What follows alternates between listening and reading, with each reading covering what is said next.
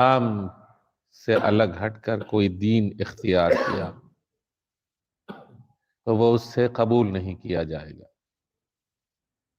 اور وہ آخرت میں گھاٹا اٹھانے والوں میں شمار ہوگا۔ یہ ایک سادہ سا ترجمہ ہے، لیکن اس سے پہلے کہ اس کی تفصیل بیان کی جائے، یہ بات کہنا ضروری ہے کہ پروردگار عالم نے جو دین انسانوں کے لیے بھیجا، اس دین کے پہلے نبی کا نام آدم ہے، اور اس کے بعد پھر یہ سلسلہ آج تک چلا آ رہا ہے۔ پیغمبر اسلام کی شخصیت جو ہے وہ آخری نبی کی ہے، اور آپ کے اوپر جو کتاب نازل ہوئی وہ آخری کتاب ہے۔ یہ طے ہے کہ پروردگار عالم نے ہر نبی کے ساتھ اپنی طرف سے صحیفے بھیجے۔ صحیفے ان قانون کی کتابوں کا نام ہے کہ جس میں اس دور کے انسان کی ضرورت کے مطابق قانون بنا کے پروردگار عالم نے اپنے نبی کے ہمراہ بھیجا۔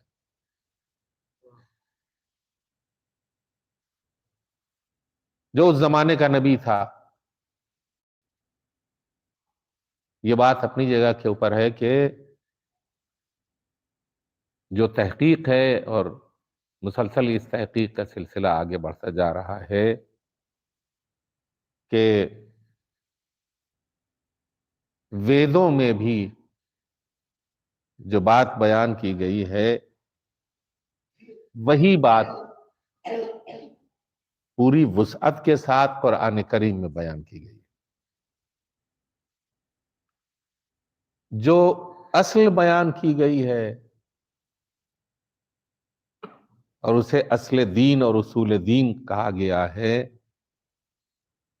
وہ ویدوں میں بھی ہے اور قرآن میں بھی ہے، اور وہ دو چیز ہے، توحید اور معاد یعنی قیامت۔ انہی دونوں کے بیچ میں دین بیان کیا گیا ہے۔ یہ دو پلر ہیں، ان کھمبوں کے ارد گرد جو ہے وہ دین ہے، اور یہ دین جو ہے وہ جناب آدم کے زمانے سے یعنی پہلے انسان کے زمانے سے بیان کیا گیا ہے۔ حابیل اور قابیل کا واقعہ آپ سب جانتے ہیں کیوں پیش آیا۔ دونوں نے یہ طے کیا کہ ہم دیکھیں کہ کون خدا کی نظر میں اچھا ہے، کس کے دل میں اللہ کی محبت زیادہ ہے۔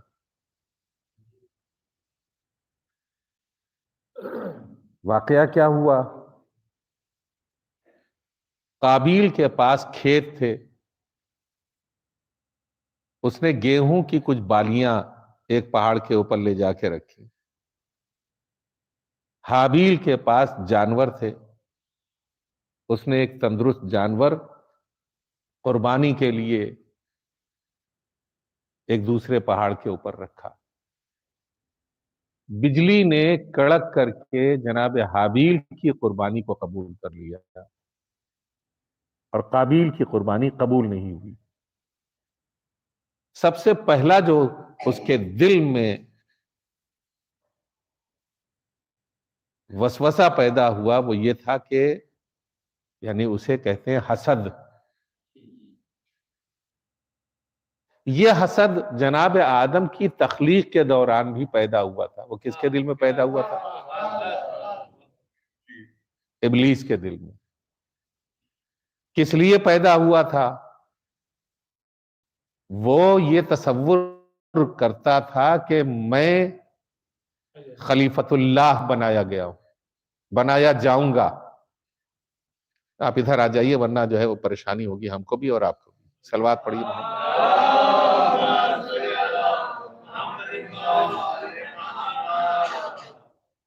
اس کے ذہن میں یہ بات تھی کہ اللہ نے جو یہ اعلان کیا ہے یہ اعلان میرے ہی لیے ہوگا، اس لیے کہ میں بھی بہت زیادہ عبادت کرتا ہوں. 6000 سال عبادت کی ہے میں نے آسمان کے اوپر. زمین کے اوپر کتنی عبادت کی اس کا علم کسی کو نہیں. جب آسمان کے اوپر اٹھایا گیا تو وہ عبادت کرتا ہوا اٹھایا گیا تھا، اس نے آسمان کے اوپر بھی عبادت 6000 سال تک، اور ایسی عبادت کی کہ وہ نوری فرشتے جو ہے وہ اس کی عبادت کو دیکھ کر کے تھک گئے اور کہنے لگے کہ یہ تو ہمارا سردار لگتا ہے.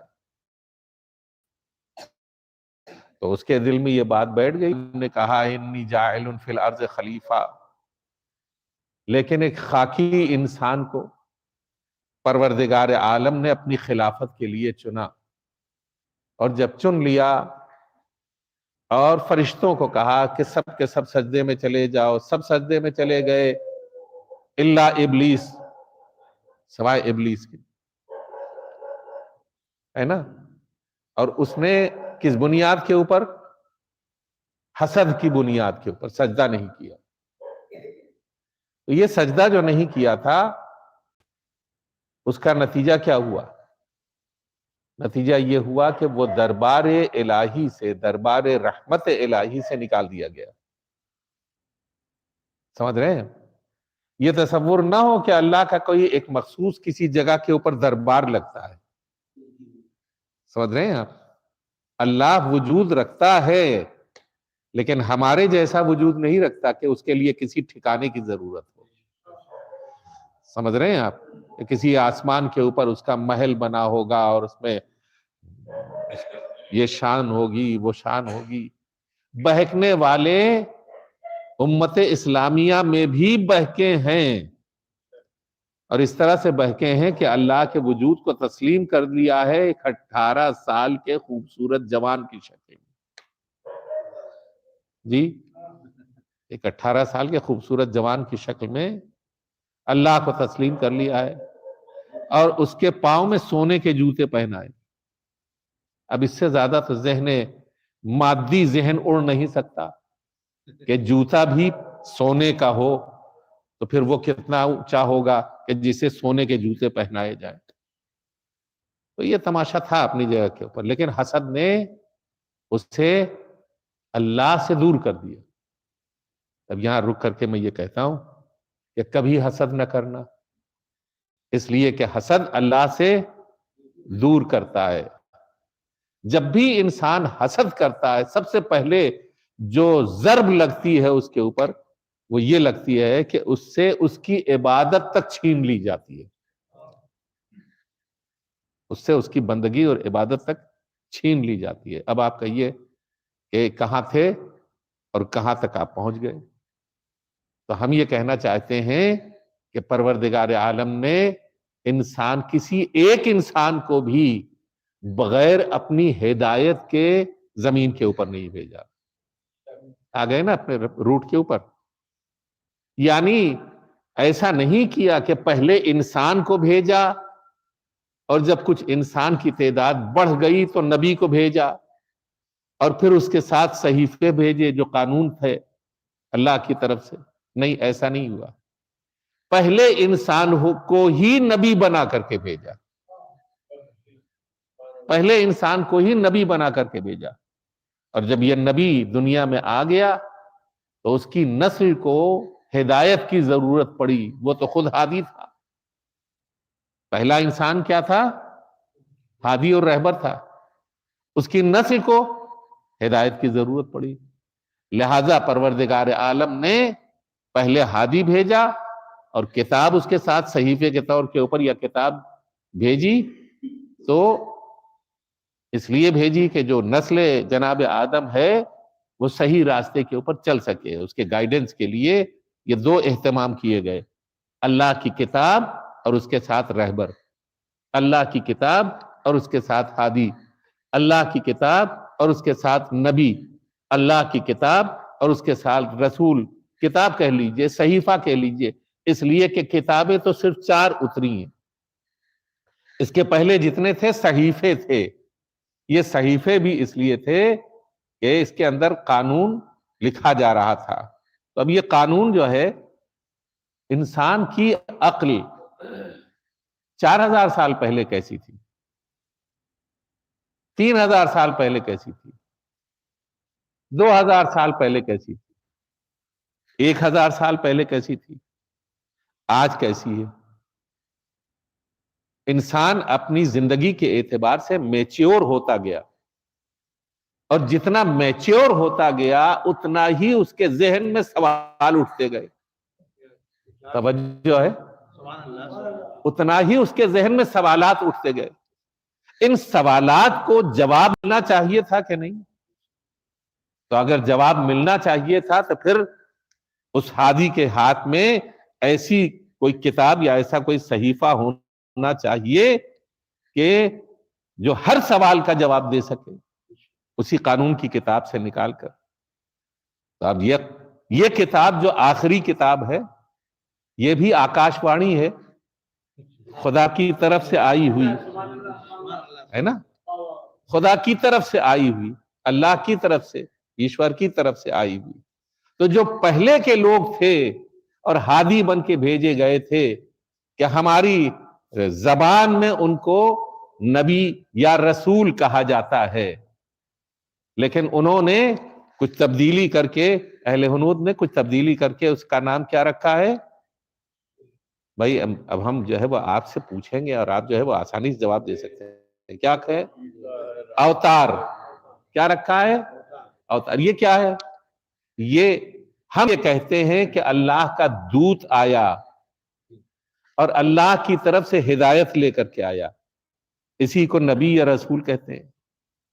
ارے لیکن وہ یہ کہتے ہیں کہ اللہ خود آیا، اور یہ چیز جو ہے وہ ہمارے یہاں قابل تسلیم نہیں ہے، اس لیے کہ اللہ ہر جگہ ہے. کوئی ضرورت نہیں ہے کہ اوپر سے اتر کر کے نیچے آئے گا، اور اگر نیچے آ گیا تو اوپر کی جگہ خالی ہو جائے گی اس کے لیے. صلوات پڑھیں محمد و آل محمد.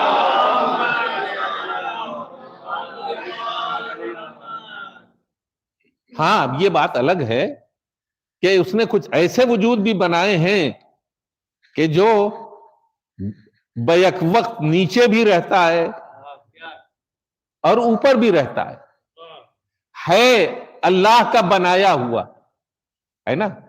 اگر اللہ کا بنایا ہوا ایسا نہ ہوتا تو نبی اکرم صلی اللہ علیہ وآلہ وسلم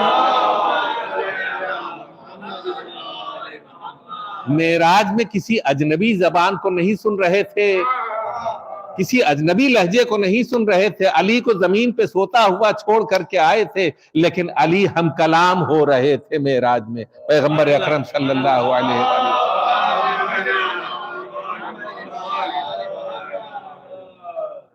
ایک بات. اور دوسری بات جو ہے وہ یہ کہ ایسے وجود کو پروردگار عالم نے خود اپنی ذات کے لیے پریزرو کر رکھا تھا، اس لیے کہ آدم لاکھ طاقتور صحیح اتنی قوت نہیں ہے کہ اپنے سارے پرابلمز کو دور کر سکے، سالو کر سکے. نوح لاکھ طاقتور صحیح، ان سے کہا گیا ہے کہ کشتی بناؤ، لیکن کشتی کے محافظ کے طور کے اوپر کوئی ایک ذات کو رکھا کہ وہ نوح کی کشتی کی حفاظت کر سکے. ابراہیم لاکھ نبی مرسل صحیح، لیکن وہ اپنے آپ کو تنہا نمرود کی آگ سے بچا نہیں سکتے تھے. یہ بات جو ہے اس وقت کھلی کہ جبرائیل نے آ کر کے کہا، خدا سے کہا جبرائیل نے کہ یہی ایک بندہ ہے اکیلا جو پوری زمین کے اوپر تیرا بندہ ہے اور تیری عبادت کرنے والا ہے، اور وہ جلایا جا رہا ہے، کیا میں اس کی مدد کر سکتا ہوں؟ جواب دیا اگر وہ مدد چاہے تم سے تم اس کی مدد کرو، اگر وہ تم سے مدد چاہے تو جاؤ اس کی مدد کرو. تو منجنیق سے جو پھینکے گئے تو راستے میں جبرائیل پہنچے اور پوچھنے کے بعد یہ کہا حل کا حاجہ، کیا کوئی حاجت ہے آپ کی؟ کیا کوئی حاجت ہے آپ کی کہ میں اسے پورا کر سکوں؟ تو اگر ابراہیم پہلے ہی سے بت شکن نہ ہوتے، صلوات پڑھیں محمد وآل محمد،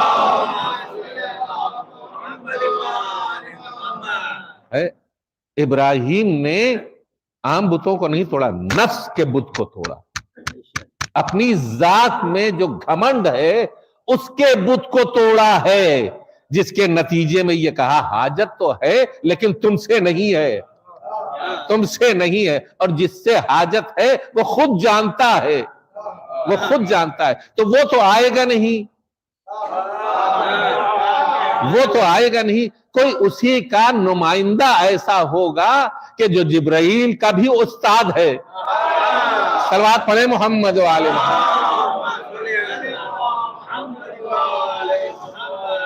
تو ہر نبی کے لیے ایک اپنے ایک خاص بندے کو پرزرو رکھا ہے، جس کی داستان اگر آپ سمجھنا چاہیں اور پڑھنا چاہیں تو گیتا میں آپ دیکھ سکتے ہیں کہ کرشن جو ہے وہ کسے فریاد کے لیے بلا رہے ہیں، کس کو بلا رہے ہیں، اور وہ کون ہے جو آ رہا ہے نا، کون ہے جو آ رہا ہے؟ تو اس کا مطلب یہ نبی نے، امیر المومنین نے خود فرمایا کہ ہمیں پروردگار عالم نے تمام نبیوں کے لیے کی مدد کے لیے پیدا کیا، اور میں تمام نبیوں کے ساتھ ان کی مدد کرتا رہا، لیکن چھپ کے مدد کرتا رہا، چھپ کے مدد کرتا رہا۔ آج اگر اس چھپ کے مدد کی جانے والی کارروائی کو دیکھنا ہو تو آج کے زمانے میں دیکھ لیجئے، ہمارا امام چھپا بھی ہوا ہے اور ہماری مدد بھی کر رہا ہے۔ صلوات پڑھیں محمد وآل محمد۔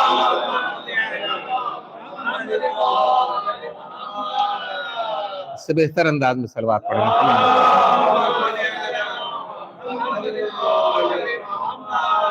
ہمارا امام چھپا بھی ہوا ہے اور ہماری مدد بھی کر رہا ہے۔ تو فرماتے ہیں امام زمانہ کہ اگر میں نہ ہوں تو تم پر اتنی مصیبتیں، میری مدد نہ ہو تو تم پر اتنی مصیبتیں نازل ہوں جیسے بارش کا کہ بارش جو جھماجھم بارش ہوتی ہے ویسے تم پر مصیبتیں نازل ہوں اور تمہیں نیست و نابود کرنے، صفحہ ہستی سے مٹا دے۔ تو اس کا مطلب یہ کہ ہم جو سانس لے رہے ہیں، ہم جو ہنس رہے ہیں، ہم جو زندہ ہیں، ہم جو مسکرا رہے ہیں، ہم جو یا حسین کہہ رہے ہیں، ہم جو فرش عزا کے اوپر بیٹھ رہے ہیں، ہم جو عبادت کر رہے ہیں، ہم جو نماز پڑھ رہے ہیں، یہ صدقہ ہے نصرت امام زمانہ کا، صدقہ ہے نصرت امام زمانہ کا۔ امام زمانہ ہمارے ناصر اور مددگار ہیں۔ تو ہر زمانے میں تحقیق ہے، یہ جو 4 وید ہیں یہ صحیفے ہیں جناب نوح کے طوفان کے بعد دنیا جب پھیلی ہے تو ان پھیلتی ہوئی دنیا میں جناب نوح کی اولاد، ان کے پوتے اور پر پوتے اس زمین کے اوپر آئے، اور بھی تحقیق میں جائیے گا تو آپ کو یہ ملے گا کہ ملتان میں، سندھ میں اور بعض جگہوں کے اوپر جیسے ایودھیا میں بعض لمبی لمبی قبریں آپ کو نظر آتی ہیں، ہے نا، ایودھیا میں 9 گز کی قبر ہے، اور دوسری جگہوں کے اوپر بھی 30 فٹ کی قبریں ہیں، جائز میں بھی۔ یہ 9 فٹ کے انسان تو ہوتے نہیں تھے، ظفر آباد میں بھی ہے۔ تو یہ کیا ہے؟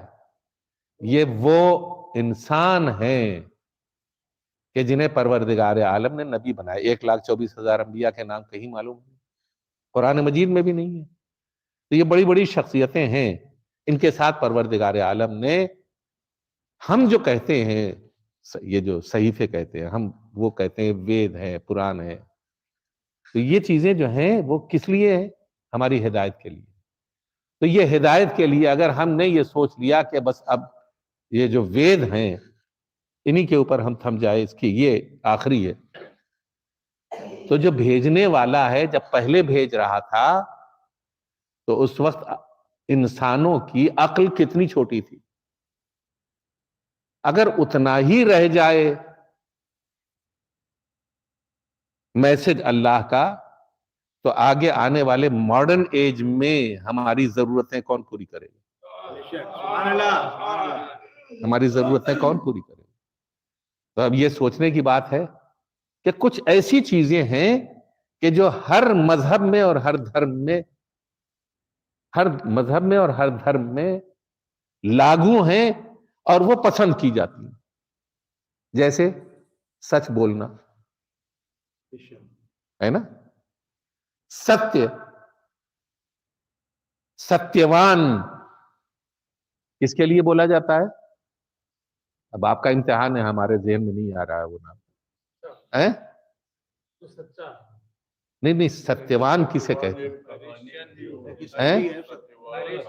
ہریش چندر کو ستیوان بولتے ہے نا. تو اس کا مطلب یہ ہے کہ سچائی پسندیدہ ہے. خدمت خلق, دوسروں کی مدد کرنا, تو سچائی کیا ہوئی؟ دھرم ہوئی. خدمت خلق, دوسروں کی مدد کرنا, یہ مدد کرنا کیا ہے؟ یہ دھرم ہے, یہ مذہب ہے. تو اب جتنے بھی آپ دیکھ لیجئے, جتنے نبی ہیں, جتنے ائمہ طاہرین ہیں, اپنی مدد نہیں کرتے, اپنی آپ کے لیے نہیں عمل کرتے, دوسرے کے لیے عمل کرتے. ایک ایگزامپل دے کر کے جلدی سے گزر رہا ہوں. شب جمعہ جناب سیدہ مصلی عبادت کے اوپر کھڑی ہوئی, ایک عورت کیا کرے گی؟ مصلی عبادت کے اوپر کھڑی ہوئی ہیں اور نمازیں پڑھتے پڑھتے جب قنوت کے اوپر پہنچتی ہیں تو اپنے پڑوس کے جتنے بھی گھر ہیں ان کے لیے دعا کرتی ہیں, پڑوسیوں کے لیے دعا کرتی ہیں. پڑوسی ایسے بھی ہیں کہ جو جناب سیدہ کو چاہنے والے ہیں, اور ایسے بھی ہیں جو ان کو نہیں چاہنے والے ہیں, ایسے بھی ہیں جو توحید کے ماننے والے ہیں, ایسے بھی ہیں جو مشرک ہیں. جناب سیدہ پڑوسیوں کے لیے دعا کر رہی. توجہ نہیں ہوئی آپ کی؟ پڑوسیوں کے لیے یعنی خدمت خلق کرنا, چاہے دعا کے ذریعے اور چاہے عمل کے ذریعے, دوسروں کے لیے دعا کرنا, دوسروں کے لیے خدمت کرنا. اور یہ خدمت کا طریقہ کیا ہے؟ رات کی تاریکی میں مولا علی, امام حسن, امام حسین, جتنے ائمہ طاہرین رات کی تاریکی میں اپنے مصلی سے اٹھتے تھے اور اپنے کندھے کے اوپر بوریاں لاد کر کے, روٹیاں لاد کر کے, آٹا لاد کر کے فقیروں کو, محتاجوں کو, غریبوں کو تقسیم کرتے رہتے تھے. یہ کیا ہے؟ دوسرے کی مدد کرنا. یہ کیا ہے؟ مذہب. یہ کیا ہے؟ دھرم. تو یہ سب دھرم میں ہے. اسی طرح ماں باپ کی خدمت کرنا ہمارے یہاں بھی ہے نا. وَقَضَىٰ رَبُّكَ أَلَّا تَعْبُدُوا إِلَّا إِيَّاهُ وَبِالْوَالِدَيْنِ إِحْسَانًا, اللہ کی عبادت کرو اور ماں باپ کے ساتھ احسان کرو, ہے نا. یہ کیا ہے؟ دھرم. یہ ہمارے ہی یہاں ہے؟ نہیں. وَوَصَّيْنَا إِلَىٰ بَنِي إِسْرَائِيل, ہم نے بنی اسرائیل کو بھی حکم دیا. جناب موسیٰ 4000 سال پہلے کے آدمی نبی ہے, لیکن بنی اسرائیل کو یہ کہا کہ تمہیں ماں باپ کے ساتھ, اپنی امت کو بتاؤ کہ ماں باپ کے ساتھ اچھا سلوک کرنا چاہیے, ہے نا. یہ کیا ہے؟ مذہب, دھرم ہے. اور یہ دھرم جو ہے ہمارے یہاں بھی ہے. ہم سے یہ کہا جاتا ہے کہ اللہ کی بندگی کے بعد اگر کوئی عمل ہے تو ماں باپ کی خدمت کرنا, اگر کوئی عمل ہے تو ماں باپ کے ساتھ اچھا سلوک کرنا. پیچھے مڑ جائیے, بہت پیچھے چلے جائیے تو وہ پرانے زمانے کا مہابھارت کا دور 5000 سال کا ہے, 5000 سال پرانا ہے. جناب موسیٰ کا دور 4000 سال پرانا. جناب اور رامائن کا, وہ مہابھارت کا دور کیا ہے؟ 5000 سال پرانا. اسی دور کی بات ہے کہ اس میں دشرت, راجہ دشرت کا وجود ہے, اور ایک جوان اپنے ماں باپ کو کانور کے اوپر لاد کر کے عبادت گاہوں کی طرف لے جا رہا ہے, خدمت کر رہا ہے. اور عبادت گاہوں کی طرف لے جا رہا ہے. یہ عمل کیا ہے؟ ماں باپ کے ساتھ احسان کرنا. اس کا مطلب یہ ہے کہ یہ بھی ایک دھرم ہے، یہ بھی ایک مذہب ہے. تو یہ پورا کا پورا میچیور حالت میں قرآن مجید میں آ گیا. یہ ساری چیزیں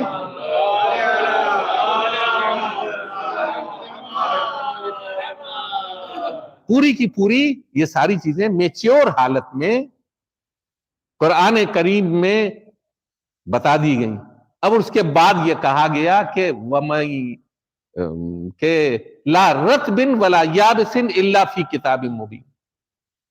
اب تمہیں اگر کچھ چاہیے تو جو بھی خشک و تر شے اس کائنات میں ہے وہ سب قرآن مجید میں ہے، وہ سب قرآن مجید میں ہے. اب یہ قرآن مجید ہی ہے جو صبح قیامت تک تمہاری پرابلم کو سالو کرے گا. قرآن مجید ہی ہے جو تمہاری پرابلم کو صبح قیامت تک کے لیے سالو کرے گا. یہ اس کتاب کا موجود ہونا یہ بتاتا ہے کہ اس کے بعد اور کوئی آکاش وانی نہیں ہوئی، اس کے بعد کوئی وحی نازل نہیں ہوئی، اس کے بعد فرشتہ وحی قرآن کی کوئی آیت لے کر کے نازل نہیں ہوا، کوئی نہیں آیا. اور اس کے بعد رسول خدا نے یہ کہہ دیا کہ ہمارے بعد ہمارے اہل بیت ہیں، ہمارے بعد ہمارے اہل بیت، ہمارے بعد ہماری جانشین جو ہیں وہ ہماری رسالت کی تبلیغ کرنے والے ہیں. اور یہ رسالت کہاں تک پھیلی ہوئی ہے ہماری؟ کہاں تک پھیلی ہوئی ہے؟ صبح قیامت تک. صبح قیامت تک. تو جو کتاب صبح قیامت تک کے لیے ہے اس کے گائیڈ بھی صبح قیامت تک کے لیے ہیں، اس کے گائیڈ بھی صبح قیامت تک کے لیے ہیں. اب اگر کوئی اس سے الگ ہٹ کر کے اس کو سمجھے بغیر، اس کا مطالعہ کیے بغیر، اس کے اوپر ایمان لائے بغیر کسی اور دھرم کے اوپر اٹکا رہا تو اپنے پرابلم کو کیسے سالو کرے گا؟ کیسے سالو کرے گا؟ ایسے کے پاس جانا ہے اسے کہ جس میں کوئی عیب نہیں پایا جاتا. اس لیے کہ میرے اندر عیب ہے. جس کے اندر عیب ہوتا ہے اسی کے اندر کوئسچن پیدا ہوتے ہیں. نہیں توجہ ہوئی؟ جس کے اندر کمی پائی جاتی ہے وہی تو بھٹکتا ہے اور اس کو راہ چاہیے، اس کو راستہ چاہیے. تو ایسے کے پاس جائے گا کہ جو بھٹکانے والا نہ ہو، سارے راستے جانتا ہو، زمین کے راستے بھی جانتا ہو، آسمان کے راستے بھی جانتا ہو.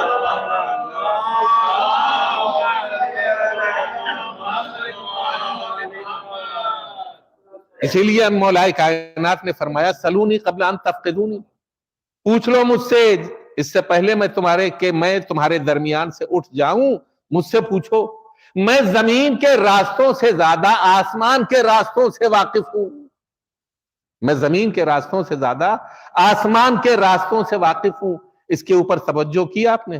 اس کے اوپر توجہ اگر کرنا ہو تو آپ کے سمجھ میں یہ بات آئے گی. مولا کائنات نے کہا کہ زمین کے بھی راستے ہیں، وہ سارے راستے میں جانتا ہوں، اور آسمان کے بھی راستے ہیں، میں آسمانوں کے راستوں سے بھی واقف ہوں.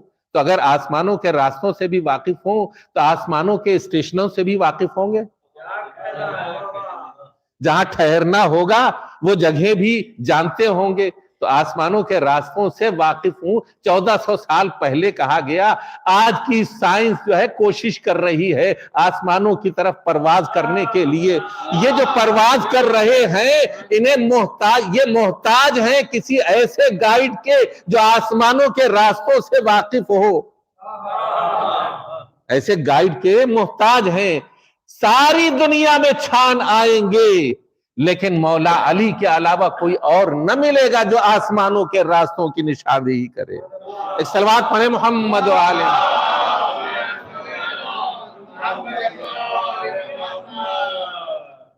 بس آپ حضرات کی زحمت کو تمام کرتا ہوں. کبھی کسی موقع کے اوپر پھر اسی گفتگو کو، یہ بہت ہی مفصل گفتگو ہے، اس گفتگو کو اور آپ کے خدمت میں بیان کروں گا. پورا اسلام ہے جناب آدم سے لے کر آج تک. اسلام یہی اسلام ہے کہ جس میں سچائی سکھائی جاتی ہے، ایک دوسرے کے ساتھ اچھا سلوک کرنا سکھایا جاتا ہے، محبت کرنا سکھایا جاتا ہے، غریبوں کی مدد کرنا سکھایا جاتا ہے، مظلوموں کے ساتھ ملنا سکھایا جاتا ہے، ظالم کے خلاف اٹھنا سکھایا جاتا ہے. یہ دھرم. اگر یہ کہ مظلوموں کے ساتھ جناب امیر المومنین نے وصیت کی، انتقال فرما رہے تھے،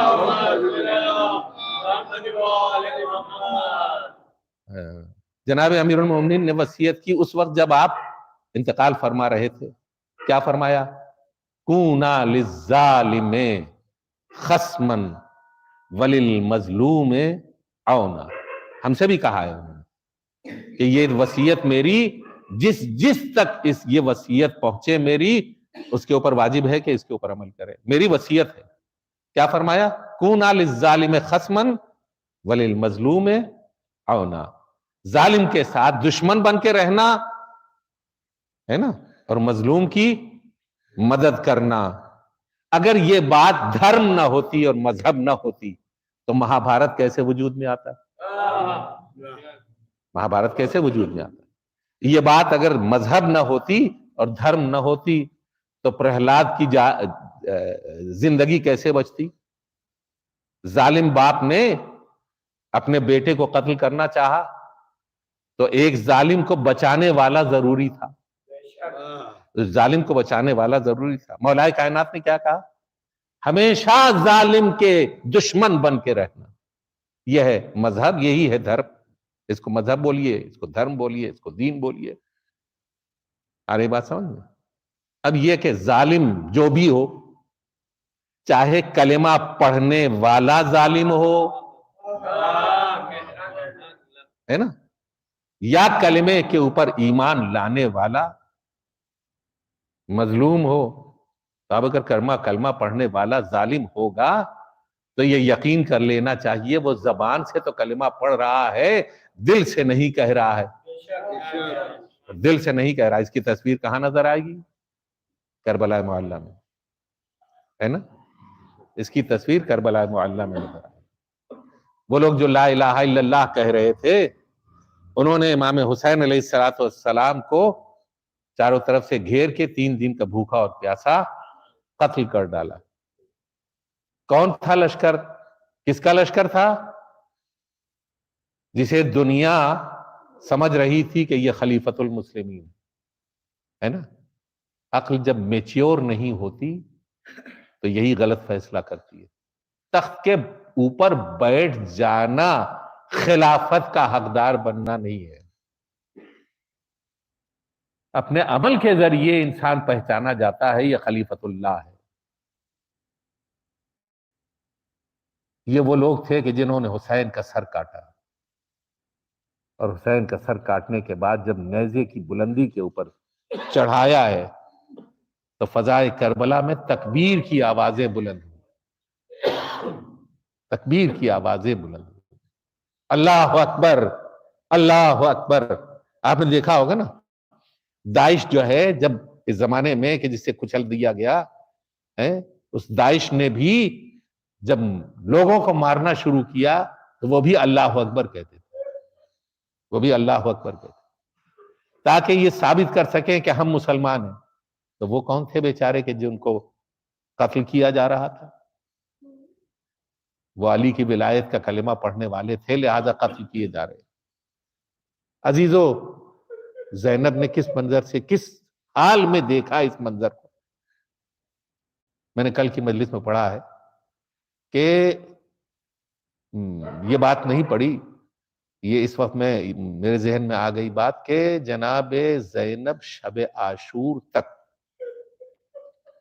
اپنے بھائی کی محبت میں کل کے آنے والے واقعے کو سوچ کر روتے روتے غش کر جاتی تھی. روتے روتے غش کر جاتی تھی. لیکن یہی جناب زینب جب آخری رخصت کو امام حسین علیہ السلام تشریف لائے تو آپ نے جناب زینب کے سینے کے اوپر ہاتھ رکھ کر کے آپ کو تسلی دی اور خدا سے زینب کے صبر کو طلب کیا. زینب کے صبر کو طلب کیا، بیویوں کے صبر کو طلب کیا، دعا کی. اہل حرم کے لیے کہ یہ میرے بعد میرے سر کو دیکھیں گے، یہ میرے بعد میرا کٹا ہوا سر دیکھیں گے، یہ میرے بعد میری ٹکڑے ٹکڑے لاش کو دیکھیں گے، ان کے جسم سے ان کی جان نہ نکل جائے، اس لیے کہ ان کو مشن پورا کرنا ہے۔ لہذا صبر کی تلقین کی جناب زینب کو، اور یہی وہ وجہ تھی کہ جس کی وجہ سے جناب زینب اپنے بھائی کے گلے کے اوپر چلتا ہوا خنجر دیکھ رہی تھی، دیکھ رہی تھی۔ یہ کوئی معمولی چیز نہیں ہے، چلتا ہوا خنجر دیکھ رہی تھی، اور وہ فریاد کر رہی تھی کہ تمہارے درمیان کوئی مسلمان موجود نہیں ہے، تمہارے درمیان کوئی مسلمان موجود نہیں ہے۔ دھارمک یا دیندار یا مسلمان اپنے عمل سے ہوتا ہے، اپنے عمل سے ہوتا ہے۔ جناب زینب نے کیا کہا؟ تمہارے درمیان کوئی مسلمان نہیں ہے، نواسہ رسول ذبح کیا جا رہا ہے، تم تماشا دیکھ رہے ہو۔ اور اس کے بعد جب 11ویں کو یہ قافلہ اونٹ کے اوپر، بے کجاوا اونٹوں کے اوپر خیام سے اٹھایا گیا، تو بیویوں نے کہا کہ میری خواہش ہے کہ ہمارے جو ورثہ کربلا کی جلتی ہوئی ریت کے اوپر پڑے ہیں، ہمیں ان کے درمیان سے گزار کے لے چلو، ہمیں ان کے درمیان سے گزار کے لے چلو۔ بیویوں نے جب وہاں سے گزرنا شروع کیا، ان ظالموں نے وہاں سے گزارا، تو جو بی بی اپنے وارث کو دیکھتی تھی بے ساختہ اس کی لاش کے اوپر چلی جاتی تھی، اس کی لاش کے اوپر۔ جناب زینب نے اپنے اون و محمد کی لاش پہ اپنے کو نہیں پہنچایا، بلکہ اپنے آپ کو گھوڑے سے، اپنے آپ کو اونٹ کی بلندی سے گرایا، اور گرانے کے بعد بروایت گھٹنیوں کے بل چل کر ٹکڑے ٹکڑے حسین کی لاش کے اوپر آئی ہیں، اور فرماتی ہیں انت اخی، کیا تو ہی میرا بھائی ہے؟ کیا تو ہی میری ماں فاطمہ کا فرزند ہے؟ کیا تو ہی میرے نبی نانا کا نواسا ہے؟ اور اس کے بعد فریاد بلند کی، یا جدہ صلی علیک ملیک السماء وہذا حسین مرمل بالدماء مقطع الاعضاء۔ آپ کے باپ، آپ کے اوپر ملائکہ آسمان نے نماز پڑھی تھی میرے نانا، یہ آپ کا نواسا ہے جو جلتی ہوئی ریت کے اوپر ٹکڑے ٹکڑے اس کا جسم ہے، اور اپنے خون میں یہ نہایا ہوا ہے۔ جزاکم ربکم، خدا کسی غم میں نہ رلائے۔ یہ منظر دیکھنے کے بعد اپنے بھائی کا لاشا جناب زینب نے اٹھایا اپنے ہاتھوں میں، ٹکڑے ٹکڑے لاش اٹھائی۔ آپ دیکھتی جا رہی تھی کہ جب حسین کو کوئی قتل ہونے والا آپ کا ناصر اور مددگار پکارتا تھا مولا، تو آپ جاتے تھے اس کے لاشے کے اوپر، اور اس کے لاشے کو بلند کر کے کہتے تھے حسین کی طرف سے یہ نذرانہ قبول کر لے معبود، حسین کی طرف سے یہ نذرانہ، یہ قربانی قبول کر لے۔ لیکن حسین کی قربانی کسی نے نہیں پیش کی۔ ہاں، ایک بہن تھی جو حسین کے جسم کے ٹکڑوں کو اپنے ہاتھ میں لیے ہوئے تھی اور فریاد کر رہی تھی، اے پالنے والے، ہمارے محمد کی طرف سے یہ حقیر نذرانہ قبول کر لے، حسین کی قربانی قبول کر لے۔ وَسَيَعْلَمُ الَّذِينَ ظَلَمُوا أَيَّ مُنْقَلَبٍ يَنْقَلِبُونَ۔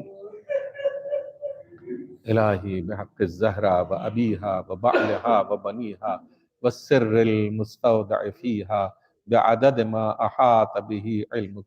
پروردگارہ ہماری اس عبادت کو قبول فرما، ہمیں نیک اعمال کی توفیق کرا، ہمیں برے اعمال سے محفوظ رکھ۔